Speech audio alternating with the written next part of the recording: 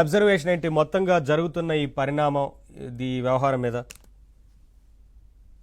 నవీన్ గారు, మీకు ఉన్నటువంటి పెద్దలు political analyst senior journalist Satyamurthy గారు, అన్న రఫీ గారు, సోదరి రజనీ గారు, అలాగే ఏబిఎన్ న్యూస్ వీక్షకులందరికీ కూడా నమస్కారం, శుభ సాయంత్రం.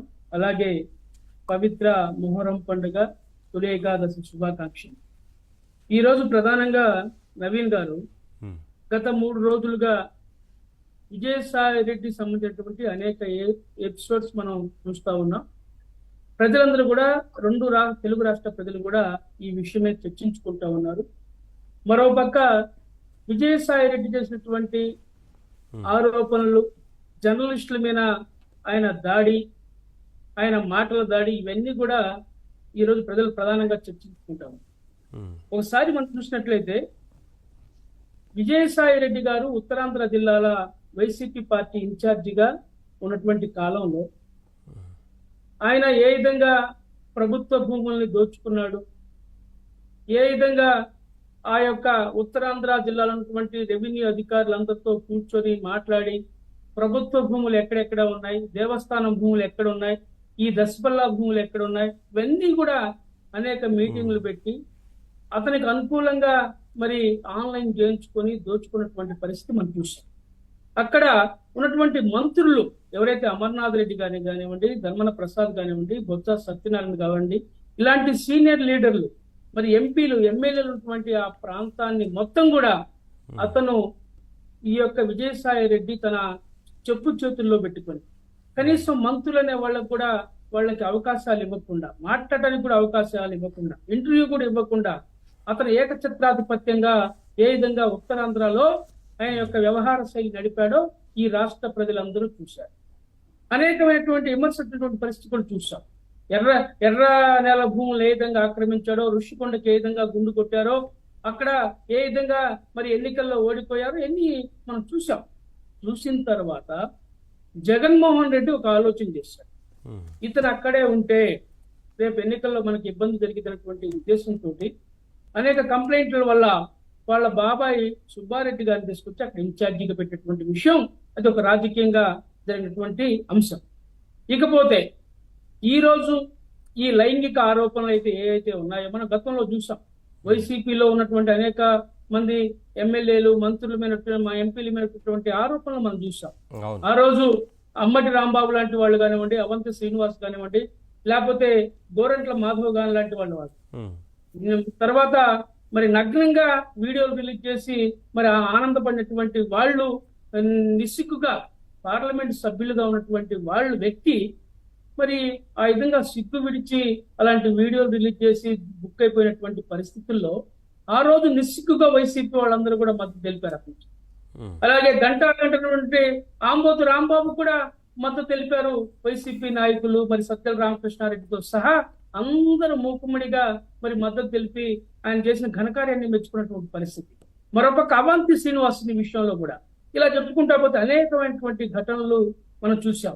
అయితే ఇక్కడ ట్విస్ట్ ఏంటంటే ఈ రోజు ఆయన జగన్తో పాటు అనేక కేసుల్లో ఏటుగా ఉన్నాడు. వైసీపీ పార్టీలో నేనే నెంబర్ 2 అని చెప్పుకున్నాడు. రాష్ట్రంలో జగన్మోహన్ రెడ్డి రాజకీయంగా మరి ఆధిపత్యం చెలాయిస్తుంటే కేంద్రంలో పిఎంఓ ఆఫీస్ లో చక్రం తిప్పి ఎప్పుడు కూడా మరి ప్రధానమంత్రికి దగ్గరలో మంత్రులు కలుస్తూ ఎప్పుడు పిఎంఓ ఆఫీస్ లో మరి తిష్ట వేసినటువంటి వ్యక్తికి ఈ రోజు ఎవరెందుకు సపోర్ట్ చేయడం లేదు? ఇక్కడ కారణం ఏంది? ఇక్కడ ఉన్నటువంటి లాజిక్ ఏంది అనేది ఈరోజు రాజకీయంగా చర్చ జరుగుతూ ఉంది. అయితే ఈ విషయాన్ని ఒకసారి గమనించాలి. ఇక్కడ ఈయన ప్రెస్ మీట్ లో ఎవరు కూర్చున్నారండి?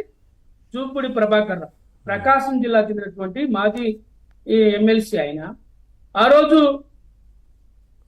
మరి జగన్మోహన్ రెడ్డిని అభినవ అంబేద్కర్ గా వర్ణించినటువంటి వ్యక్తి, యేసు ప్రభువుతో పోల్చినటువంటి వ్యక్తి ఈ రోజు విజయసాయి రెడ్డి గారి పక్కన కూర్చొని మరి ఈయన యొక్క ప్రెస్ మీట్ లో పాల్గొని నవ్వుతూ కిలకిలా నవ్వుతూ మాట్లాడినటువంటి సందర్భాలు, వీడియోస్ మనం చూసాం. ఆయన తప్ప ఇంకెవరైనా అతని పక్షాన కూర్చున్నారా? అతనితోటి ఎవరైనా ఆయన చేసినటువంటి దాని మీద ఎవరైనా విమర్శలు చేశారా, ఖండించారా? ఎక్కడా లేదే. ఇక్కడ ఏం జరుగుతా ఉంది వైసీపీలో? ఆయనే మాట్లాడాడు స్వయంగా విజయసాయి రెడ్డి. నన్ను మా పార్టీ వాళ్ళే నాకు సొంత కుంపటిలోనే మరి ఇలాంటి సొంత కుంపటి పెట్టారు, మమ్మల్ని ఇబ్బంది పెడతానని చెప్పి ఆయన గడే నోరికి మాట్లాడినటువంటి పరిస్థితి. అయితే ఆయన ప్రెస్ మీట్ లో నిజాలు నిగ్గు తెలిసేటువంటి అనేక పత్రికలకు సంబంధించినటువంటి జర్నలిస్టుల మీద, సీనియర్ జర్నలిస్టుల మీద, ఫోర్త్ ఎస్టేట్ మీద ఆయన ఏ విధంగా దాడి చేశాడు, ఇది చాలా దుర్మార్గం. దీన్ని కాంగ్రెస్ పార్టీ తీవ్రంగా ఖండిస్తా ఉంది. ఎందుకంటే ఆయన పెద్దల సభలో సభ్యుడు, రాజ్యసభలో సభ్యుడు, అలాంటి గౌరవప్రదమైనటువంటి రాజ్యసభ సభ్యుడు, రెండో పర్యాయం మరి రాజ్యసభ సభ్యుడు ఉన్నటువంటి వ్యక్తి నిస్సిగ్గుగా ప్రెస్ లో మరి ఒరే వంశీ కృష్ణ, ఒరే మారెళ్ళ వంశీ, ఒరే సాంబడు అని వ్యక్తిగతంగా దూషణ చేయటం అనేది నిజంగా ఇది చాలా నిస్సిగ్గైనటువంటి విషయం.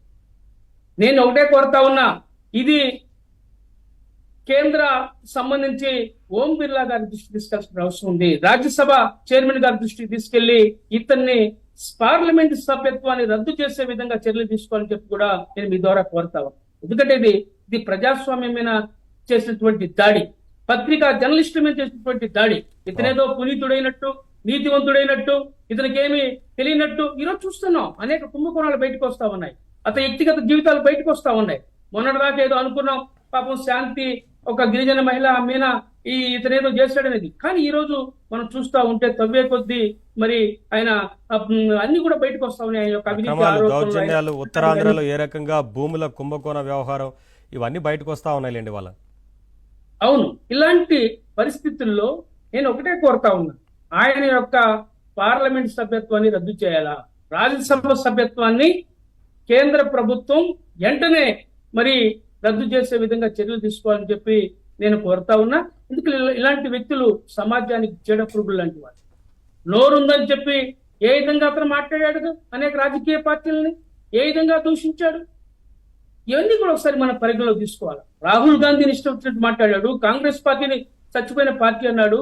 షర్మిలమ్మ మరి సొంత మరి అన్న కోసం ఆమె 3500 కిలోమీటర్ల పాదయాత్ర చేసి జైల్లో ఉంటే పార్టీని కాపాడినటువంటి షర్మిలమ్మను కూడా మీరు టార్గెట్ చేసి మాట్లాడారే, మీకు బుద్ధి ఉందా అని చెప్పి అడుగుతా ఉన్నా. నువ్వు అసలు పెద్ద మనిషివేనా అడుగుతా ఉన్నా.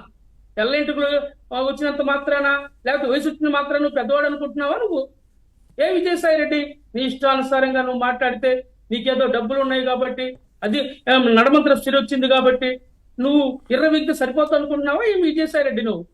ప్రజలు గమనిస్తా ఉన్నారు. విజయసాయి రెడ్డి నిజంగానే వైసీపీ పక్కన పెట్టి పార్టీ మారాలి అని అనుకుంటే ఇక ఆప్షనే లేదు కదా. ఏంటో ఇంతకుముందు రజనీ గారు మీ వైపు చూపిస్తున్నారు. ఇప్పుడు సైదా గారి పార్టీలో జాయిన్ చేసుకోరని చెప్తున్నారు.